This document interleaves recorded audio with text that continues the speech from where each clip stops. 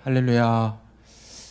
수요 구속사 강의 오늘부터는 신약 성경의 첫 번째 말씀인 마태복음을 중심으로 계속해서 말씀을 좀 나누도록 하겠습니다. 오늘 말씀은 마태복음의 시작, 예수 그리스도의 족보를 통해서 한결같이 신실하신 하나님이라는 제목으로 하나님 말씀 전하겠습니다. 정신 분석학자인 세르주 티스롱이라는 사람이 있는데, 이 사람의 책 중에 가족의 비밀이라는 책이 있습니다.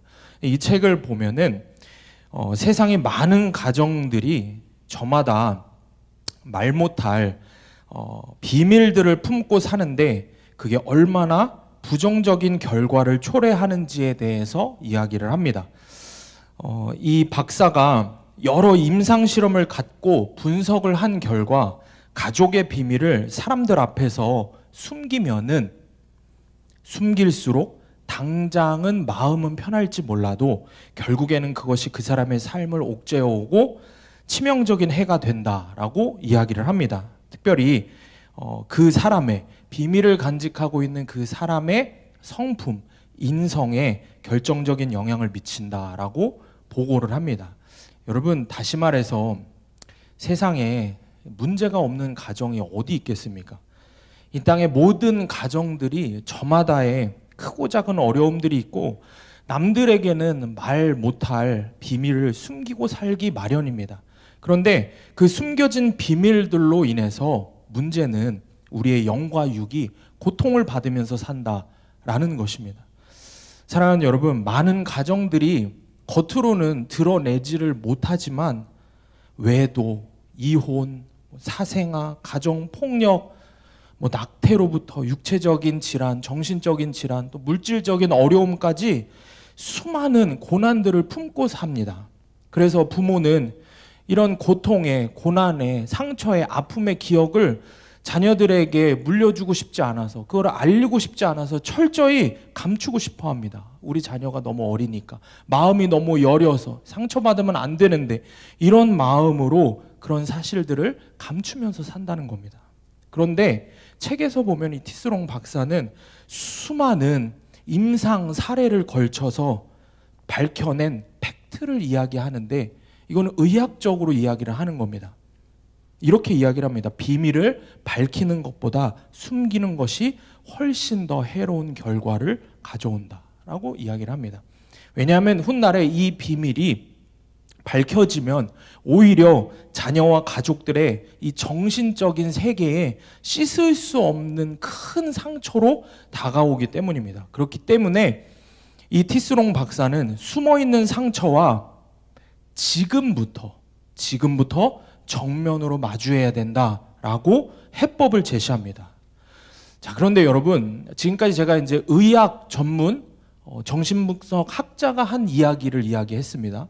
그런데 여러분, 정신분석 학자가 단연간 임상 사례를 걸쳐서 발표한 이거를 우리는 구속사 큐티를 통해서 우리 교회 안에 공동체에서 이미 경험하고 체험하고 있습니다.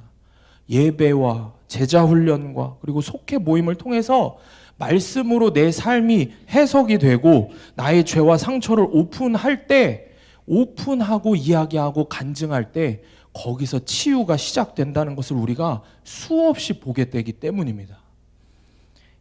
그래도 그 일은 좀 숨겨야지. 그것까지는 말하면 안 돼. 그럴 일이 아니라는 겁니다. 여러분, 숨겨진 상처와 정면으로 마주할 때 치유가 일어나는 것을 우리가 말씀 안에서 경험해야 한다라는 것입니다. 내 안에 숨겨진 죄와 상처가 하나님 말씀으로 치유되는 은혜를 누리시는 여러분들 되시기를 축복합니다. 한 신문 기사에 이런 기사가 났습니다. 88세의 할머니께서 90세의 남편에게 위자료 3억 원을 받고 이혼을 했다는 기사가 났습니다. 여러분, 자녀를 6남매나 두고 88세가 되었는데도 검은 머리가 팥뿌리가 되도록 슬플 때나 기쁠 때나 함께 하겠다는 그 약속을 그냥 미련 없이 파기한 겁니다. 여러분, 요즘에 이런 걸 뭐라고 이야기합니까? 황혼이혼이라고 이야기를 하죠. 여러분, 그래서 정말 세월이 약이라고 생각을 하십니까? 세월이 약이면은 수십 년을 같이 산 남편이 노년이 되어서도 용서가 안 될 이유가 없지 않습니까? 88세가 되실 때까지 얼마나 용서를 지긋지긋하게 용서를 못 하겠으면 내일 죽어도 이혼은 하고 본다. 이렇게 했겠습니까? 그렇게 우리는 용서를 못하는 사람들입니다. 우리의 힘으로는 우리 앞에 고난과 아픔, 상처를 어찌할 수 없는 게 이게 맞습니다. 세월이 약이 아닙니다. 피를 나눈 가족들 사이에도 용서를 못하고 수십 년을 같이 살아도 이해를 할 수 없는 거 여러분들 다 느끼고 계시지 않습니까? 같이 살아도 어머님들이 그런 말씀 하시죠. 내 배에서 낳았는데 도대체 넌 누굴 닮은 거니? 이런 이야기들을 하십니다. 이해가 안 되는 겁니다. 그냥 모성애와 가족의 그 본능으로 그냥 참고 산 것뿐입니다. 그래서 가정마다 많은 상처들이 우리에게 남아있다라는 거죠. 그래서 이 신약의 서두를 첫 시작을 여는 마태복음 1장에서 이 마태는 숨기고 싶은 사연들을 다 드러내고 있습니다. 정말 감추고 싶은 이스라엘의 수치스러운 역사, 살인과 강간과 거짓말과 배반의 사건, 그러니까 자신들의 할아버지의 정말 숨기고 싶은 것들을 그대로 첫 시작부터 다 드러내고 있는 겁니다. 여러분, 마태의 직업이 뭔지 혹시 아십니까? 마태의 직업이 세리였습니다. 세금을 징수하는 세리였습니다. 근데 당시에 이 마태복음이 기록되던 당시에 이스라엘을 지배하던 로마 권력의 빌부터 사는 첫 번째 매국노가 세리였습니다. 그러니 얼마나 이 마태가 매국노로 불리고 따돌림 당하고 사람들한테 상처와 비난을 받으면서 열등감과 상처로 살았겠습니까? 그런데 마태는 그 열등감과 상처 이런 모든 것들을 예수 그리스도로 치료받았다는 것입니다. 예수 그리스도로 치료받았기 때문에 말하고 싶지 않은 사연들을 그대로 드러낼 수 있는 겁니다. 예수님을 만나서 치유된 자신의 상처와 아픔 그 위에다가 그리스도의 복음을 그대로 기록한 것입니다. 여러분, 반드시 이런 은혜를 우리도 누리기를 원합니다. 사랑하는 여러분, 그러므로 주님만이 우리의 아픔을 아십니다. 주님만이 우리의 아픔을 아시고 주님만이 우리를 완전하게 치유하실 수 있는 분이십니다. 여러분, 남편도 아내도 자식도 우리의 믿음의 대상이 아닙니다. 믿으시죠? 아무도 믿음의 대상이 아닙니다. 우리에게 지금까지 한결같이 신실하셨던 분은 하나님밖에 없습니다. 한결같이 신실하시고 지금까지도 그랬고 앞으로 영원토록 신실하신 분은 오직 우리 하나님밖에 없는 줄 믿으시기를 바랍니다. 오늘 본문의 말씀을 통해서 이 신실하신 하나님을 우리가 좀 만나보기를 원합니다. 이 신실하신 하나님의 은혜를 경험하기를 원합니다. 신실하신 하나님이 끝없는 죄와 상처에 쓰러져 있는 우리를 어떻게 말씀으로 치유해 나가시는지 경험하시기를 원합니다. 정말 신실하신 하나님이 자격이 없는 나를 어떻게 그 거룩한 예수 그리스도의 계보에 내 이름을 올려놓으시는지 그 구속의 은혜를 깨닫는 여러분 되시기를 예수님의 이름으로 축원합니다. 첫 번째로 신실하신 하나님이 나를 아브라함의 자손이다라고 불러주십니다. 자, 1절 말씀 우리가 다 같이 큰 소리로 한번 읽어보겠습니다. 1절 말씀 시작. 아브라함과 다윗의 자손 예수 그리스도의 계보라. 아멘. 자, 이 아브라함은 이 마태복음이 기록되기 이전에 기원전 2000년대의 사람입니다. 그러니까 다시 말해서 예수님이 태어나시기 대략 2000년 전의 사람입니다. 마태는 이 예수님의 족보를 시작하면서 아브라함 때부터 예수님까지 2000년 동안 하나님이 함께 하셨다라고 선포하고 있는 것입니다. 자, 그런데 사랑하는 여러분, 하나님은 2000년 동안만이 아니라 2만 년 동안에도 신실하신 분이십니다. 믿으십니까? 하나님은 또 아브라함에게만 신실하신 분이 아니라 당신의 자녀들, 모든 그리스도인들에게도 오늘 예배를 참석한 모든 성도님들에게도 동일하게 신실하신 분이십니다. 믿으십니까? 그러므로 우리는 세상에서 그 누구보다 가장 뛰어난 뛰어난 배경을 가진 사람들임을 믿으시기를 바랍니다.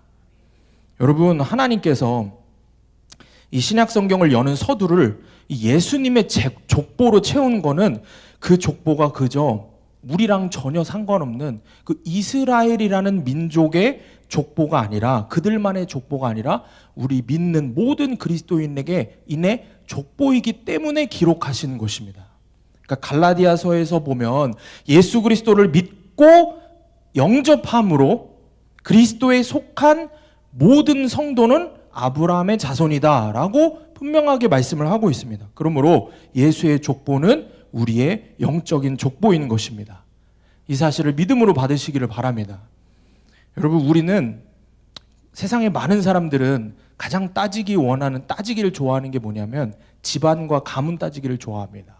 그런데 그 유명한 다윗과 아브라함이 우리의 조상이라면 여러분, 이보다 더 뛰어난 가문이 어디 있겠습니까? 예수 그리스도를 믿는 믿음으로 하나님께서 아브라함에게 약속하신 그 복을 우리도 함께 누리는 은혜가 있으시기를 축복합니다. 이 마태복음은 1차적으로 보면은 유대인들을 위해서 유대인들에게 쓰여진 복음서입니다. 그런데 안타깝게도 정작 이 유대인들은, 그러니까 아브라함과 다윗이라는 아주 유명한 조상을 갖고는 있지만 정작 그들은 예수님을 믿지 않았습니다. 지금도 유대인들은 예수님을 믿지 않습니다. 그러므로 세상에서 가장 큰 복인 구원의 복을 누리지 못하는 겁니다. 그런데 우리는 다르다는 거죠. 하나님께서 우리를 자녀 삼으셔서 그리스도의 족보에 우리를 올려주시고, 더 나아가서 예수 그리스도를 믿게 하셔서 우리에게 구원의 복까지 허락하신 것입니다. 여러분, 지금까지 제가 드린 이 말씀은 되게 듣기 좋은, 설교 초반에 굉장히 듣기 좋은 이야기들을 많이 지금 드리고 있죠. 여러분, 이게 여러분들 기분 좋으시라고 드리는 말씀이 아니라, 아니면 어떤 그 추상적인 이야기도 아니고, 성경적인 어떤 해석학적인 얘기도 아니고, 종교적인 교리로 갖다 끼워 맞추는 것도 아닙니다. 여러분, 이거는 하나님께서 우리에게 분명하게 약속하신 약속이라는 것입니다. 그래서 갈라디아서 3장 29절 말씀을 보면 쉬운 성경입니다. 우리가 함께 좀 읽어보겠습니다. 시작. 여러분은 그리스도에게 속한 사람입니다. 그러므로 여러분은 아브라함의 자손입니다. 하나님께서 아브라함에게 하신 약속대로 여러분은 하나님께서 주시는 모든 복을 받습니다. 아멘. 믿으십니까? 제가 지금까지 계속 기분이 좋아지도록 드린 말씀이 제 말이 아니죠. 하나도 제 말이 아니에요. 갈라디아서에 기록된 하나님께서 모든 믿는 그리스도인들에게 허락하신 약속의 말씀인 겁니다. 여러분, 믿음으로 이 말씀을 나의 말씀으로 취하시기를 바랍니다.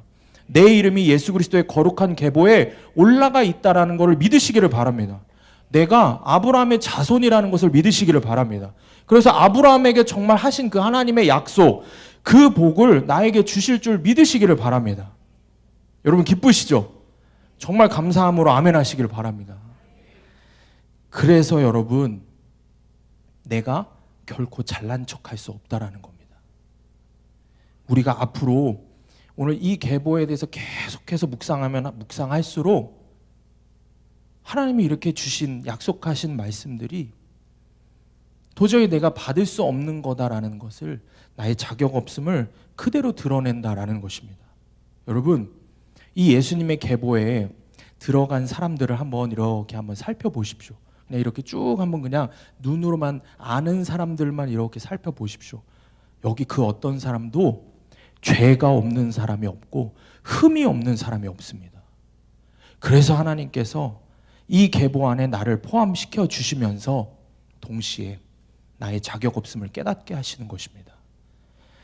많은 그리스도인들이 성경 통독을 계획하면서 구약은 너무 길어서 힘들 것 같으니까 신약을 먼저 해보자라고 차선책으로 많이들 선택을 하시는 경우들이 있습니다.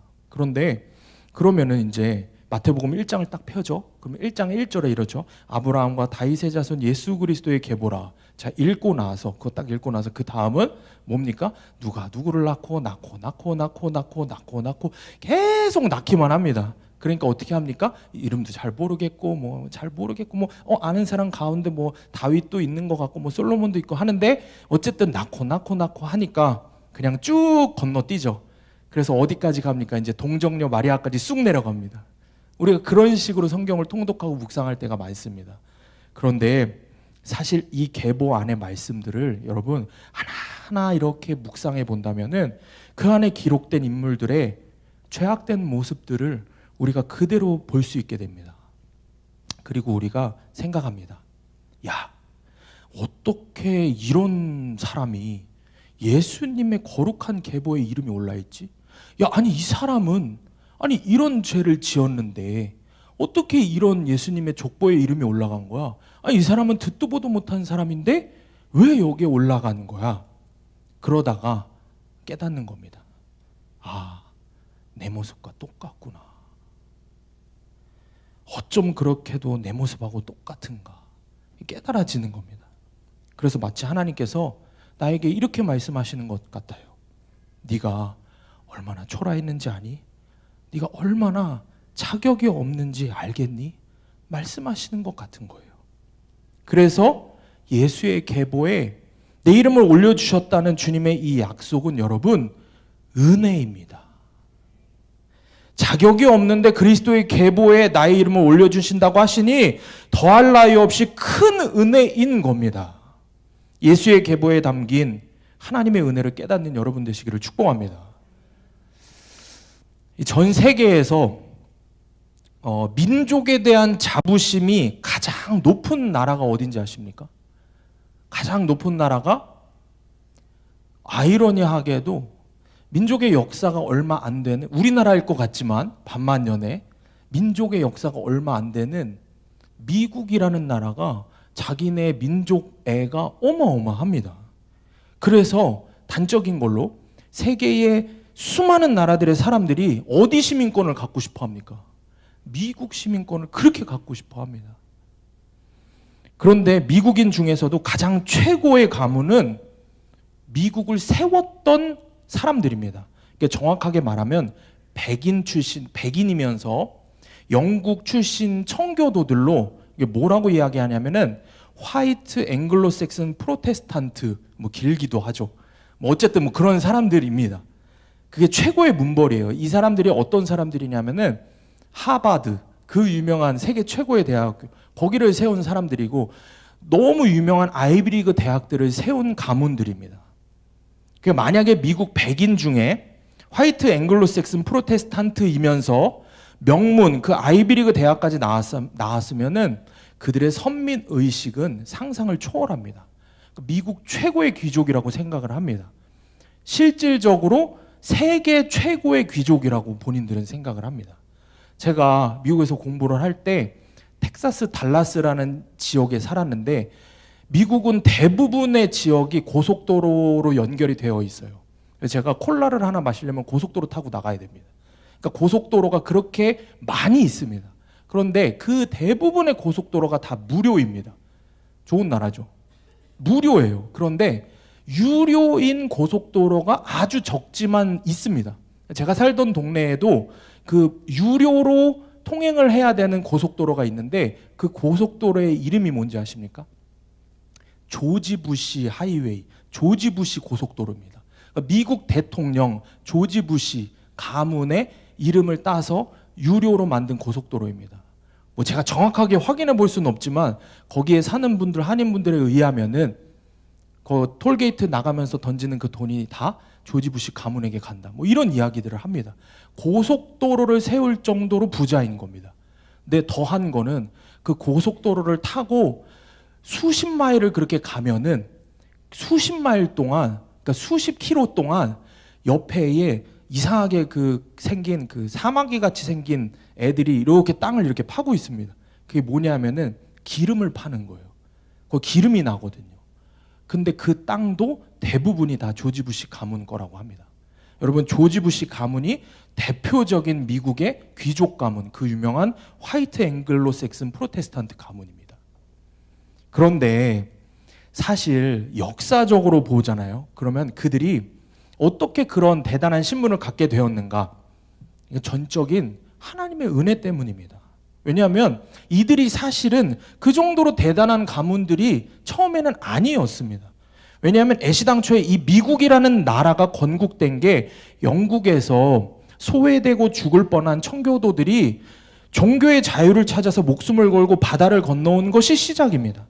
그래서 이름 없는 많은 사람들이 영국에서 건너올 때 풍랑에 죽고 먹을 것이 없어서 죽고 와서도 농사를 짓다가 굶어 죽어갔습니다. 그러니까 그들의 출신이나 배경 모두 대부분이 다 대단한 사람들이 아닙니다. 그런데 오로지 그들이 성경에 손을 얹고 하나님에 대한 믿음 하나로 시작한 나라였기 때문에 하나님이 미국을 축복하신 겁니다. 현대의 21세기 최고의 민족이라고 자부하는 이 미국도 정말 보잘것없는 사람들을 전적인 하나님의 은혜로 축복하신 겁니다. 여러분, 그렇기 때문에 마태복음 1장의 계보를 우리가 함께 묵상함을 통해서 우리에게도 동일한 은혜를 하나님이 허락하시기를 원합니다. 도저히 자격이 없는 나를 예수 피를 힘입어 자녀 삼아주신 그 구속의 은혜를 깨닫기를 원합니다. 역사상 그래서 최고의 가문인 예수 그리스도의 계보에 내 이름을 올려주신 그 놀라운 은혜를 깨닫는 성도님들이 되시기를 주님의 이름으로 축원합니다. 적용 질문입니다. 사위 며느리를 어떤 가문에서 데려오고 싶습니까? 대통령, 재벌, 회장 등의 가문의 자손이 아니라 믿음의 자손으로 예수 그리스도의 계보에 속한 것이 최고라는 걸 인정하십니까? 자격이 없는 내가 전 세계, 아니 온 우주의 최고 명문가 예수의 가문에 속했다는 사실에 감사와 감동이 있습니까?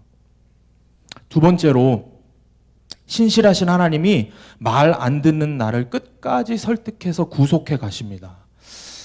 마태복음은 1차적으로는 유대인들을 향해 쓰여졌다고 했습니다. 그런데 이 선민의식이 강한 유대인들은 출신이 자신들이 너무 대단하다고 생각을 해서 아브라함과 다윗과 같은 위대한 사람들만 자랑을 하고 싶어 합니다. 그래서 마태복음을 쓴 마태는 그런 유대인들에게 예수님을 전해야 하니까 그 사람들이 가장 좋아하는 족보 이야기로 이 마태복음을 시작한 겁니다. 그러니까 자기 의로 막 가득 차 있는 이 유대인들에게, 그러니까 로마 법정에서 사형 선고를 받고 가장 낮고 천한 죄인이 받는 십자가형에 죽으신 예수님을 소개하려고 하니까 먼저는 그 사람들의 귀를 열 수 있도록 그들이 좋아하는 족보를 갖고 전도를 하는 것입니다. 이게 바로 이 마태복음 시작을 17절에 걸쳐서 예수님의 계보를 기록한 배경이 되는 것입니다. 사랑하는 여러분, 여기에 중요한 영적인 메시지가 있습니다. 여러분, 하나님은, 우리가 믿는 우리 하나님은 이런 하나님이십니다. 우리를 이렇게 설득하시는 분입니다. 막무가내로 말씀하시는 분이 아닙니다. 정말 지긋지긋하게 말을 듣지 않고 돌아오지 않는 유대인들이었어요. 정말 말을 안 듣는 유대인들 아닙니까? 그래서 하나님께서 먼저 당근과 채찍 중에 채찍으로 그들을 치셨습니다.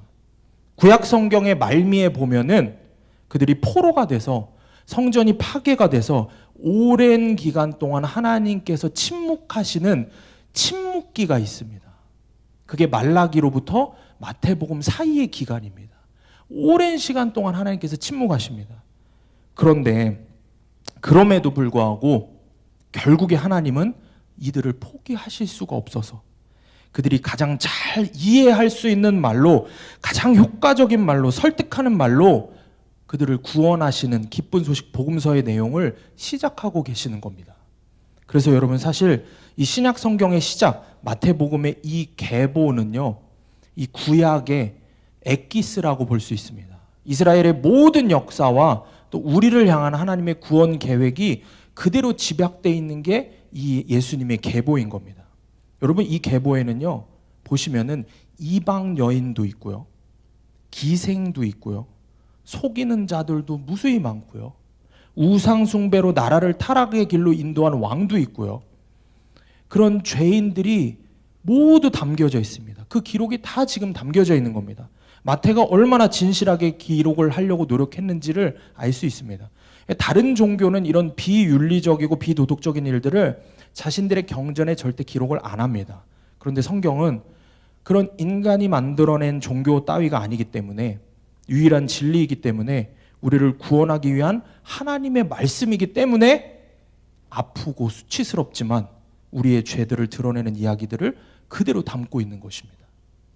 그러므로 말씀을 통해서 나를 설득하시는, 오늘도 나를 설득하시는 하나님의 음성을 듣는 여러분 되시기를 축복합니다. 오늘도 말씀을 통해서 내 죄를 깨닫게 하셔서 회개해서 구원받기를 원하는 주님의 마음에 우리가 믿음으로 반응하는 여러분이 되시기를 원합니다. 2절 말씀을 우리가 함께 좀 봉독해 보겠습니다. 2절 말씀, 마태복음 1장 2절 말씀 시작. 아브라함이 이삭을 낳고, 아멘. 자, 여러분 지금부터 이 말씀 안에 담긴 하나님의 정말 진심 어린 설득을 보실 수 있어야 됩니다. 자, 구약에 수많은 인물들이 나오는데 왜 예수님의 족보에 이 사람들만 언급이 됐을까요? 그러니까 무슨 얘기냐면은 보십시오. 아브라함의 자손들 쭉 보면 그 가문들만 보더라도 건강하고 튼튼한 아브라함의 아들 이스마엘보다 연약했던 이삭이 계보에 올라 있습니다. 또 부모에게 효도하고 사냥도 잘했던 첫째 아들 에서보다 엄밀히 따지면 거짓말쟁이이고 돈도 좋아하고 여자도 좋아했던 야곱이 이름이 올라가 있습니다. 또 야곱의 12아들 중에서 가장 의로운 게 누구냐? 요셉입니다. 요셉인데 요셉이 아니라 지금 누가 올라 있습니까? 며느리와 동침한 유다가 족보에 올라 있습니다. 하나님께서 왜 이삭과 야곱과 유다를 부끄러워하지 아니하시고 예수님의 족보에 이렇게 올려주신 걸까요? 이 족보 안에 우리를 향한 하나님의 은혜가 가득하게 들어있기 때문입니다. 여러분, 은혜가 뭡니까? 자격이 없는 자에게 넘치도록 부어주시는 하나님의 사랑이 은혜라고 했습니다. 하나님은 그래서 우리에게 이거를 이야기하시고 싶은 거예요. 천국은 너의 공로나 너의 행위로 가는 게 아니야. 네가 잘나서 잘해서 가는 것이 결코 아니야. 나의 은혜로 가는 것이야. 여러분, 마음에 다시 한번 깊이 새기시기를 바랍니다. 천국은요, 그래서 하나님의 측량할 수 없는 그 큰 은혜 앞에서 우는 자들이 가는 곳입니다. 세상 누구보다 연약한 자들이 자기 죄를 깨닫고 돌이키는 그런 사람들이 가는 곳이 천국인 겁니다. 그래서 포기를 모르는 신실하신 하나님께서 말을 그렇게 안 듣는 나에게 찾아오셔서 어제도 오늘도 내일도 설득하고 또 설득하고 또 설득하셔서 결국에 내 죄를 깨닫고 회개케 하셔서 전적인 하나님의 은혜로 데리고 가시는 곳이 천국이라는 것입니다. 그래서 로마서 9장 11절에 이렇게 기록합니다. 천국은 나의 행위로 말미암지 않고 오직 부르시는 이로 말미암아 가는 곳이다 라고 말씀하십니다. 오늘 이 시간에도 그리스도의 계보에 자격 없는 내 이름을 올려주시고 나를 설득하시고 또 설득하시며 구속해 주시려는 하나님의 은혜에 믿음으로 반응하시는 성도님들 되시기를 축복합니다. 수년 전에 제가 오랫동안 사역을 했던 교회에서 사역을 내려놓고 이제 쉬고 있을 때가 있었습니다. 근데 어느 날 이전에 사역하던 곳에 제자 한 명한테 이제 전화가 급한 연락이 왔습니다. 누구 이제 암흑의 제자가 어려운 일을 당했다는 거예요. 그러니까 정확히 말해서 그 암흑의 청년이 지난밤에 이 친구가 술을 먹고 가족들한테 이상한 문자를 보냈다는 겁니다. 한마디로 이야기하면 더 이상 살고 싶지 않다. 이렇게 문자를 보내고 연락이 두절돼 버린 거예요. 지방에 있는데. 그러니까 연락이 안 되니까 가족들이 난리가 난 겁니다. 그 밤에 난리가 나서 경찰에 신고를 하고 이 친구가 살고 있는 곳까지 이제 부모님 계신 곳과 거리가 좀 있는데 거기에 부모님이 그냥 쫓아가신 거예요.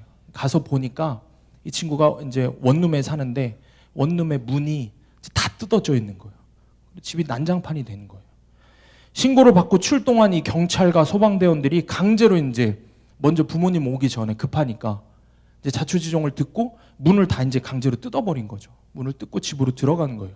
다행히 이 친구가 집 안에 술 먹고 뻗어 있었답니다. 다음 날 이제 부모님 되시는 권사님 네 분이 이제 저한테 연락을 하시고 싶은데 이제는 제가 그 교회에서 사역을 이제 그만두고 내려놓은 터라 어찌해야 할지 모르시다가 그 암흑의 청년의 친구인 청년을 통해서 이제 제게 연락을 하신 겁니다. 근데 이 친구가 제가 설교 때 몇 번 이야기했던 친구입니다. 장애가 있는데 제가 드럼을 열심히 가르쳤던 그 친구입니다. 많이 나오죠. 정말 별의별 일들이 있었습니다. 근데 정말 지지리도 말을 안 들어서 서로 속을 썩였던 녀석인데, 어쨌든 연락을 준 청년과 함께 이제 사고가 난 그 친구를 좀 찾아갔습니다. 다음 날. 근데 이제 제가 그 친구를 잘 알기 때문에 제가 이제 쫓아간다고 하면은 이 녀석이 이제 도망을 갈 것 같아서, 그래서 이제 어떻게 해야 될까 하다가 이제 연락을 준 친구 청년, 그 친구에게 얘기하지 말라 그러고 이제 같이 가서 먼저 문을 따고 들어가라. 그래서 좀 붙잡아둬라. 그러고 내가 좀 얘기를 할 테니. 문을 이제 먼저 열고 들어갔어요. 그렇게 몰래 이렇게 보고 있다가 제가 이제 문을 열고 딱 들어갔습니다. 이 녀석이 이제 열심히, 아직 술이 좀 덜 깬 것 같은데, 이제 뭐 아빠한테는 이제 좀 맞은 것 같더라고요. 아버지한테는, 아버지 권사님한테. 근데 그러고 나서 술이 좀 덜 깨갖고 열심히 게임을 하고 계시더라고요. 열심히 게임을 하고 계시다가 저를 보고서는 그 자리에서 의자를 박차고 일어나서 놀라갖고 어버버버 하는 거예요.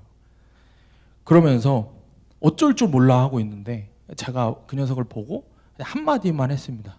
와 임마! 한마디 하니까 이 녀석이 그냥 그대로 달려와갖고 저한테 안겨갖고 그렇게 펑펑펑펑 우는 거예요. 아무 말도 안 하고. 그렇게 한참을 펑펑 울다가 이제 이야기를 하는데, 그러니까 이 친구가 이제 장애가 있는데 어렵게 정말 공부를 해서 학교도 여러 번 이제 그만두고 막, 그래서 이제 뭐 지방에 있는 직업 학교도 보냈는데 거기서 문제가 생겨서 거기도 쫓아가고 일들이 많았습니다. 근데 어쨌든 정말 어렵게 이 친구가 열심히 그래도 마음 잡고 신앙생활 하면서 취직을 했어요. 이제 학교를 졸업하고. 그리고 취직을 했는데 장애가 있으니까 이제 부당한 대우를 받은 거예요, 회사에서. 부당한 대우를 받고 너무 상처를 받고서는 이 녀석이 술 먹고 이제 홧김에 죽어버리겠다고 이제 부모님한테 연락을 하고 이제 옥상에 올라갔는데 이제 자신이 없어서 그냥 다시 와서 잤다는 겁니다. 제가 그 교회에서 이제 사역을 그만뒀지만 계속 그래도 놓고 올 수가 없으니까 이 녀석을 데리고 계속 이제 그 친구를 챙기면서 근처에 교회를 데리고 나가고 그랬습니다. 그러면서 회복을 하는데 도움을 줬습니다. 그러고 이제 또 시간이 지나서 좀 지방에 있는 좋은 직장에 다시 이제 취직을 했습니다. 거기까지만 이제 이야기를 듣고 저는 이제 우리 사랑하는 수암교회에 왔죠. 그랬는데 몇 년이 지나고 나서 늦은 밤에 이제 이 친구한테 전화가 한 통 걸려왔죠. 반가운 마음에 전화를 딱 받았는데 전화를 받자마자 이제 소리를 지르면서, 아니 전화 넘어도 술 냄새가 나는 것 같더라고요. 그냥 혀가 꼬여갖고 그냥 저한테 소리를 지르면서 이제 입에 담기 어려운 말들을 막 하는 거예요. 그러면서 하는 말이 그거예요. 왜 자기한테 예수님을 전해줬냐 이거예요. 왜 예수 믿게 했냐 이거예요. 그러면서 나 너무 힘들다. 왜 안 도와주냐. 그러면서 있는 대로 화를 내고 이제 전화를 끊어버린 겁니다. 근데 저도 이제 사람인지라 화가 나는 거예요. 그렇지 않겠습니까? 너무 화가 나고 속상한 거예요. 오랜만에 전화를 해서 좀 좋은 이야기들을 했으면 좋겠는데, 아니 참 왜 전화해갖고 그런 이야기들을 하고 그냥 전화를 끊어버리니 제가 마음이 너무 속이 상하는 겁니다. 그렇게 오랜 시간 동안 그 친구에 대한 화가 사그라들지 않고 마음이 아파했습니다. 그런데 어느 날 기도하는 가운데 이제 그 친구를 위해서 기도하라는 마음을 하나님 주시는 거예요. 그래서 제가 그래도 제가 이제 하나님 종으로 살아야 되는데 아멘 그러고 열심히 기도를 했겠죠? 기도가 안 나오더라고요. 기도가 안 나오더라고요. 그 마음을 주시는데 입이 안 떨어지는 거예요.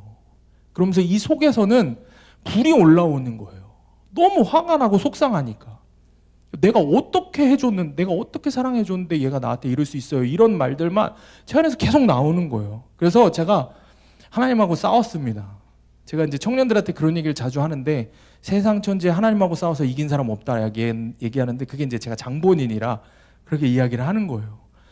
버티고 버텼는데 결국에는 누가 이겼겠습니까? 하나님이 이기시죠. 주님 제 마음 가운데 이렇게 말씀하시는 거예요. 정말 이렇게 말씀하시는 거예요. 그 아이를 향한 사랑을 내가 포기할 수 없으니 너도 끝까지 포기하지 않을 수는 없겠냐. 끝까지 사랑할 수는 없겠냐. 이 말씀을 하시는 거예요. 제 마음에 새겨졌던 건 그거였어요. 그 아이를 향한 내 사랑이 식지를 않는다. 내 사랑이 사그라들지를 않는다. 그러니 너도 포기하지 마라. 그러시는 거예요. 주님 말씀에 제 마음이 무너져 내리기 시작했어요. 왜냐하면은 그 순간에 나도 그 친구처럼, 아니 그 친구보다 더 주님 아프게 하고 주님 배신하고 그렇게 했던 것들이 성령께서 다 떠오르게 하시기 때문입니다. 그래서 제 입술에서 이런 고백이 나오는 거예요. 그래, 맞아. 그래, 그때 주님이 날 이렇게 포기하지 않으셨지. 맞아, 그때도 주님이 나 살려주셨지. 그래서 지금도 말 안 듣는 나를 계속 설득하고 계시는구나. 이런 마음이 깨달아지는 겁니다. 사랑하는 여러분, 이것이 오늘도 저와 여러분을 향한 주님의 마음입니다. 오늘도 나를 포기하지 않으시고 내게 찾아오셔서 내 손을 잡으시고 눈물 흘리시는 나를 설득하시는 주님의 사랑을 여러분 깨달으시기를 축복합니다. 나를 포기하지 않으시고 설득하시는, 나를 설득하시는, 포기하지 않고 설득하시는 그 주님 앞에서 여러분 나의 자아와 내 고집을 포기하는 여러분이 되시기를 주님의 이름으로 축원합니다. 적용 질문입니다. 지독하게 말을 안 듣고 고집을 피우는 나를 사랑하셔서 끝까지 설득하시는 신실하신 하나님을 깨닫습니까? 결코 나를 포기하지 않으시는 하나님의 은혜 앞에서 나의 고집을 포기하시겠습니까? 마지막으로 세 번째는 신실하신 하나님이 이름도 없고 자격도 없는 나를 통해 거룩한 계보를 이어가십니다. 오늘 본문의 3절 말씀 우리가 함께 합독하겠습니다. 3절 말씀 시작. 유다는 다말에게서 헤스론은 람을 낳고. 자, 여러분 야곱의 12아들 중에 제가 질문 드릴게요. 12아들, 야곱의 12아들 중에 누가 가장 잘난 아들이었습니까? 누가 가장 잘난 아들? 르우벤도 아니고 시몬도 아니고 요셉이었죠. 근데 이상하게 영적인 메시아의 조상으로는 족보에 누가 올라 있다고요? 유다가 올라 있다고요. 창세기가 총 50장인데 그중에 37장부터 48장까지 요셉의 이야기입니다.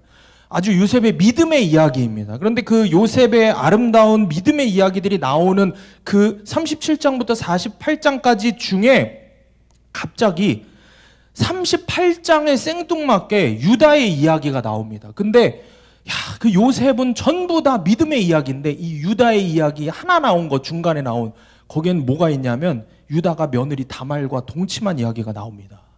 그러니까 왜 그 부분에서 시아버지가 며느리와 동침한 이야기가 나올까요? 여기에 중요한 메시지가 담겨 있는 겁니다. 그러니까 창세기 38장의 이야기를 간략하게 설명을 해드리면 며느리 다말이 시아버지 유다와 동침하면서까지 이제 자녀를 낳으려고 합니다. 다말이.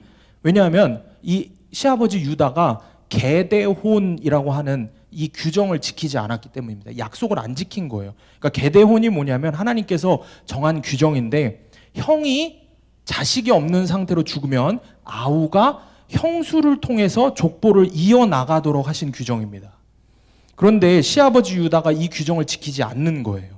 그러니까 며느리 다말이 어떻게 됐냐면 대가 끊기게 생겼고 문제는 굶어 죽게 생긴 겁니다. 이게 버림받은 겁니다. 그러니까 시아버지를 통해서도 족보를 이어나가려고 살려고 하는 겁니다.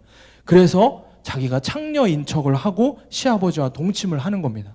결국에 유다가 자신의 그런 음란함과 하나님의 말씀에 순종하지 않았음을 인정하게 됩니다. 드러나게 됩니다. 그래서 다말에게 아주 이 유명한 고백을 하게 됩니다. 다말에게 그는 나보다 옳도다라는 고백을 하게 됩니다. 자기 죄를 인정한 거예요.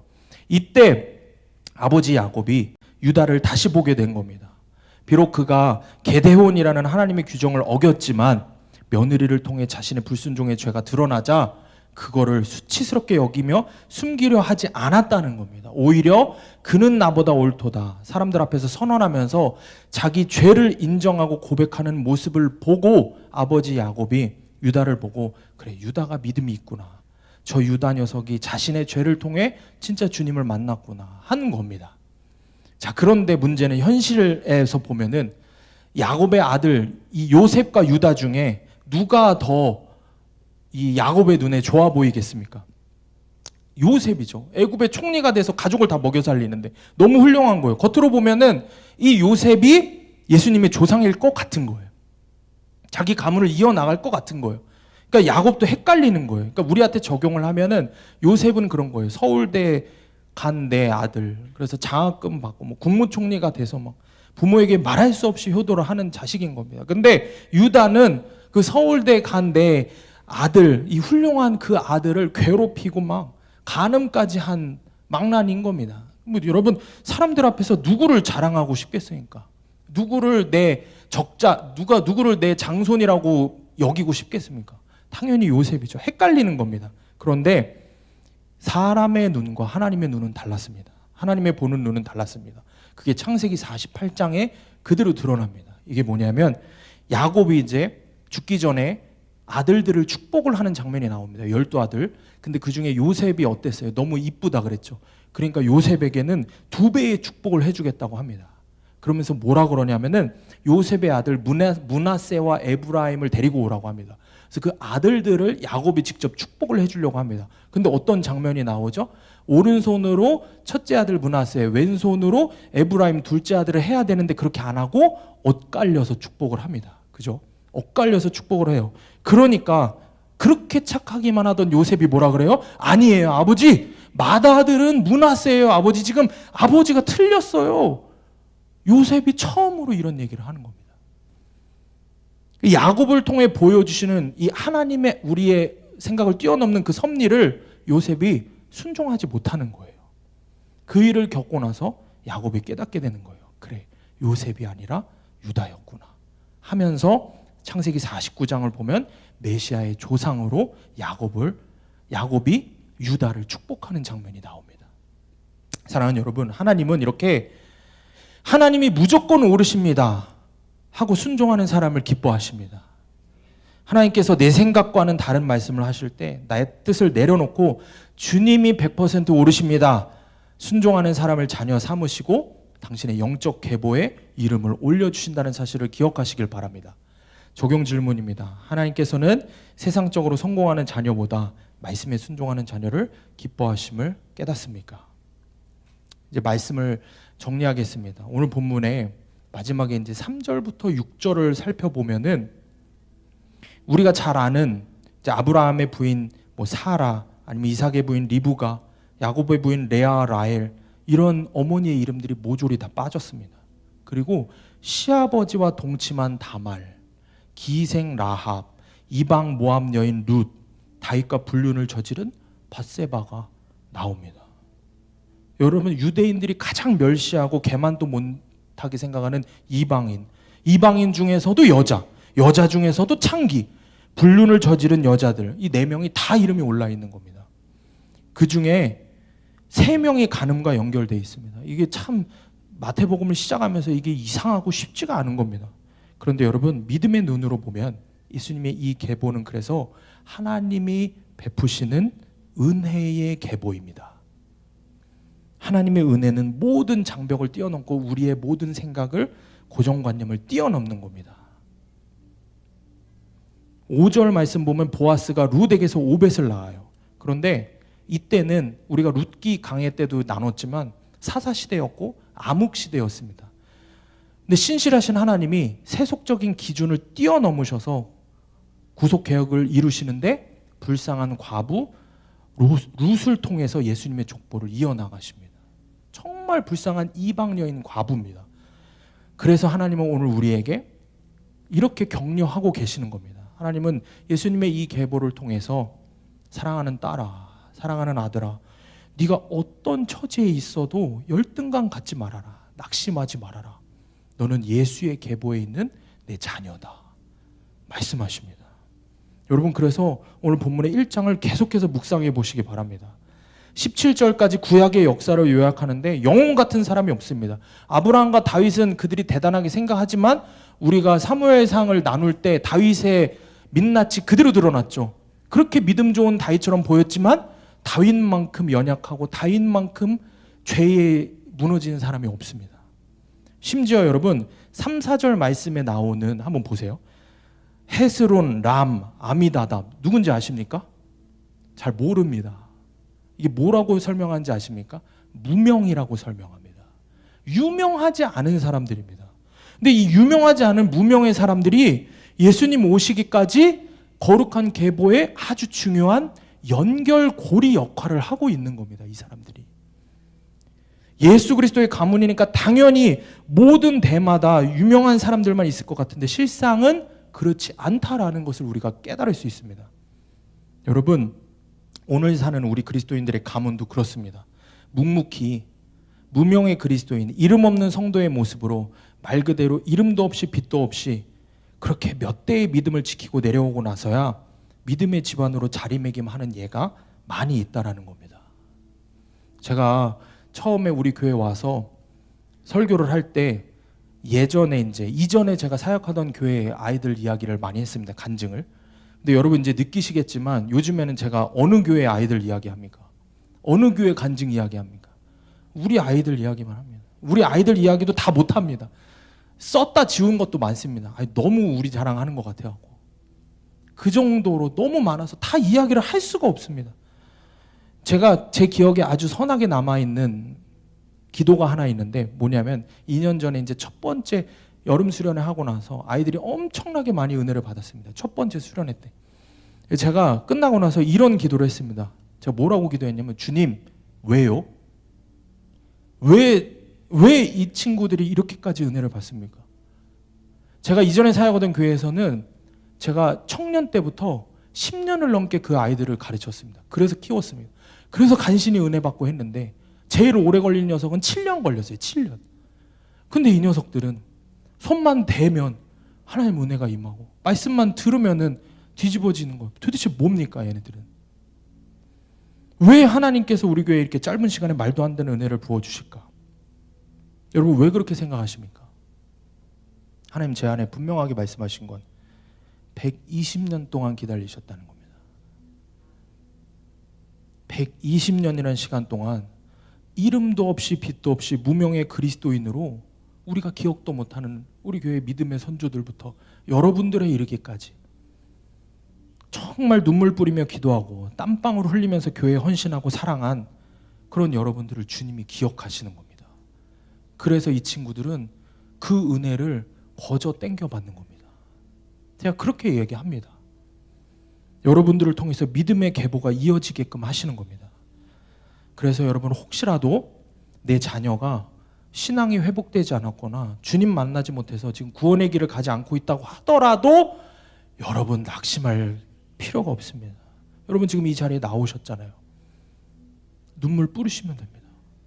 또 이 제단을 눈물로 채우시면 됩니다. 반드시 열매 맺는 날을 주님이 오게 하십니다. 하나님이 여러분의 기도를 절대 잊지 않으십니다. 저는 설교를 할 때마다 놀라워요. 애들이 자꾸 은혜를 받았대요. 이번에 제가 안수 받으면서 아마 42명 안수 동기 중에 저를 축하해 주러 오신 분이 제일 많은 것 같습니다. 진짜로요. 감사합니다. 뭐 이 얘기를 하려고 그런 건 아닌데. 근데 학생 청년들이 영상 편지를 만들어줬어요. 아이들이 막 그런 얘기를 해요. 전사님 오셔서 예수님 전해주셔서 예수님 만났다고. 막 모태신앙인데 예수님 모르고 살았는데 예수님 만났다고. 근데 제가 속으로 뭐라 그랬냐면 이놈아, 니네 엄마가 기도해서 그런 거야.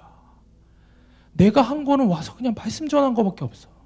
하나님이 보낸 사람은 내가 아니라 어느 누가 와서 말씀 전했어도 하나님 말씀 전했으면 너는 뒤집어졌을 거야. 여러분 그렇기 때문에 기꺼이 무명의 그리스도인이 되시기를 축복합니다. 내 대해서 내가 비록 대단한 업적, 유명한 믿음, 유명한 이름이 되지 않았어도 괜찮습니다. 내가 눈물로 뿌린 씨앗을 하나님께서 반드시 열매 맺게 하시기 때문입니다. 그래서 사도 바울이 고린도후서에서 기꺼이 이런 표현을 합니다. 자기가 무명의 그리스도인이 되겠다. 그게 축복이다 말씀합니다. 이게 지금 우리가 말씀을 요 고린도후서 말씀을 읽어볼 건데 쉬운 성경으로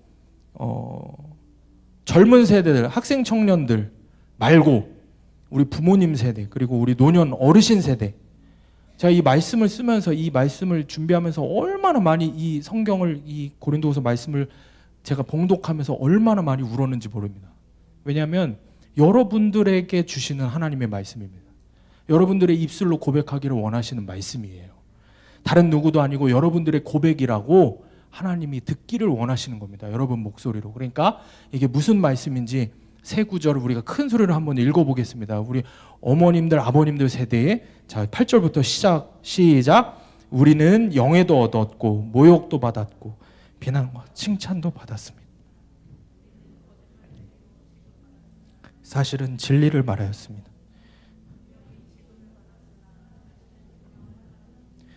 죽은 자로 여겨지기도 했으나 보시는 바와 같이 우리는 살아있으며 매를 많이 맞았지만 죽지 않았습니다. 또 슬픈 사람 취급을 받았으나 우리는 항상 기뻐하였으며 가난한 자 같으나 많은 사람을 부유하게 하였고 아무것도 가지지 않은 자 같으나 우리는 모든 것을 소유한 사람입니다. 아멘. 이것이 여러분들의 고백입니다. 여러분들이 반드시 하기를 원하시는, 우리 하나님이 듣기를 원하시는 고백입니다. 사랑하는 성도님들, 그래서 기꺼이 무명의 그리스도인으로 사시기를 축복합니다. 영원히 신실하신 하나님께서 여러분의 헌신과 기도를 잊지 않으십니다. 우리 학생 청년들도 똑같습니다. 만약 우리 부모님이, 내 형제자매가 여전히 주님을 믿지 않는다면 여러분 주님 제단을 여러분의 눈물로 적시길 바랍니다.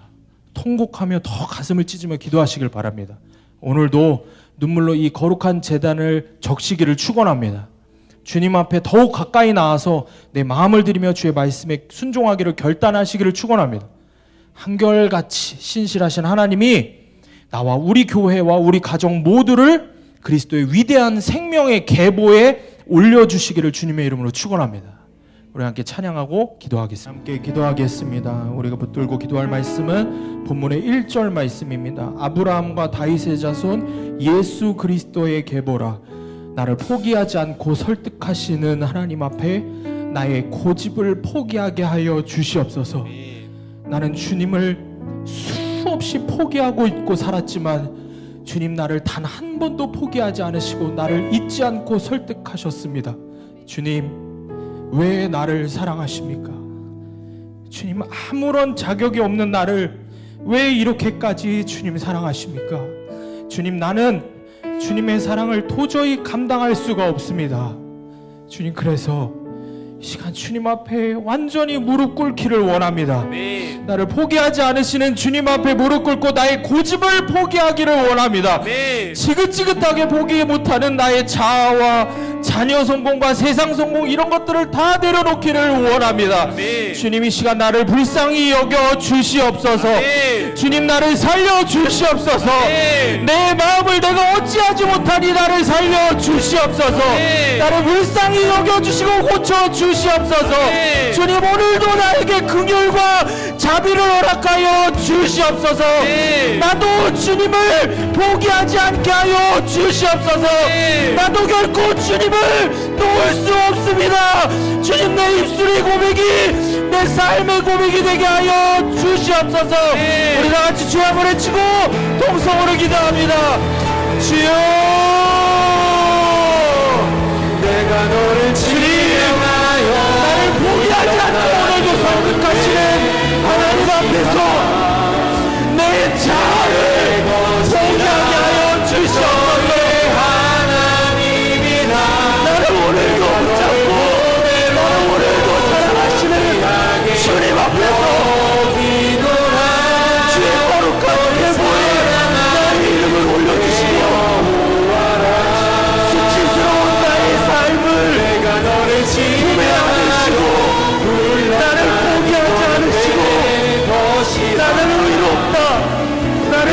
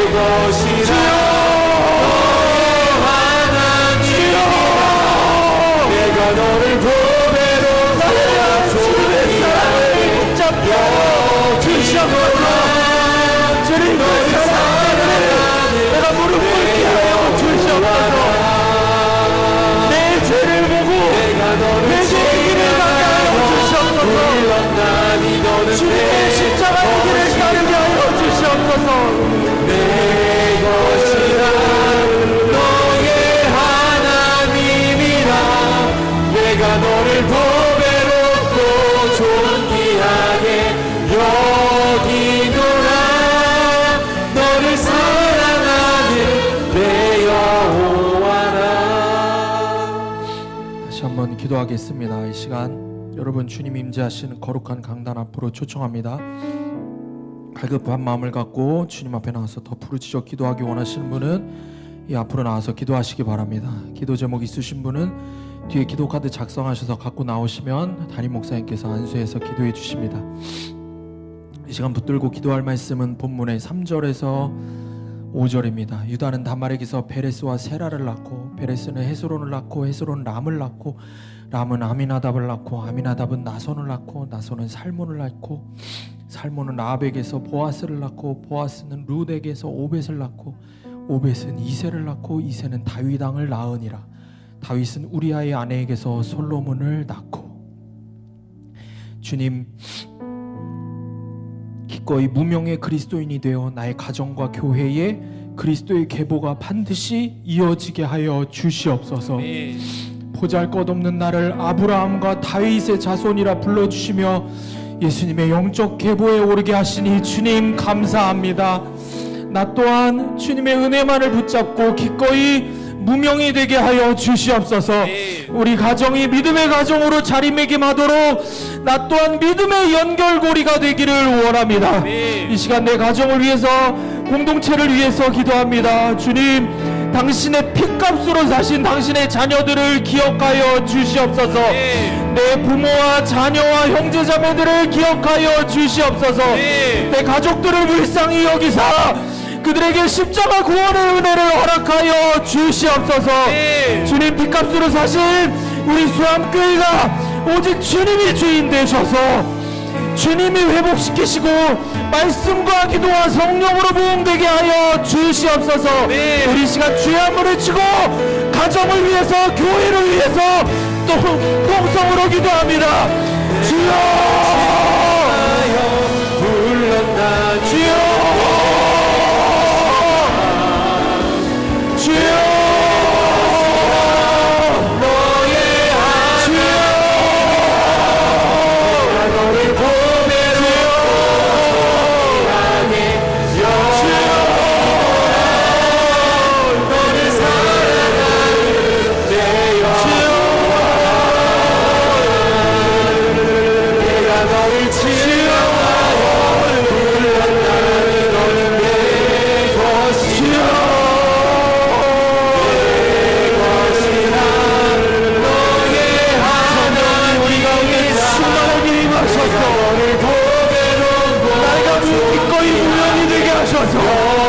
나를 통해 거룩한 예수 그리스도의 계보가 우리 가정에 이루어지게 하여 주시옵소서. 우리 가정에 반드시 거룩한 계보가 이루어지게 하여 주시옵소서. 주님 눈물로 이 재단을 채우게 하여 주시옵소서. 주님 가정을 주는 건복으로 주님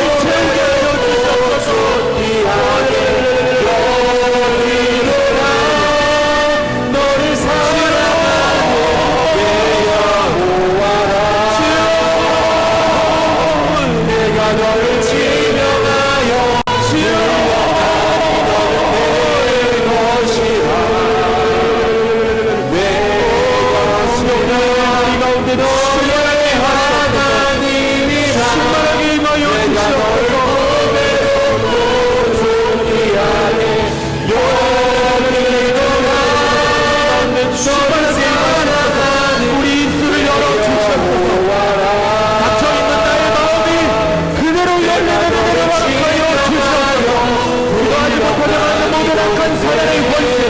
예수 그리스도의 이름으로 명하노니 떠나갈지어다.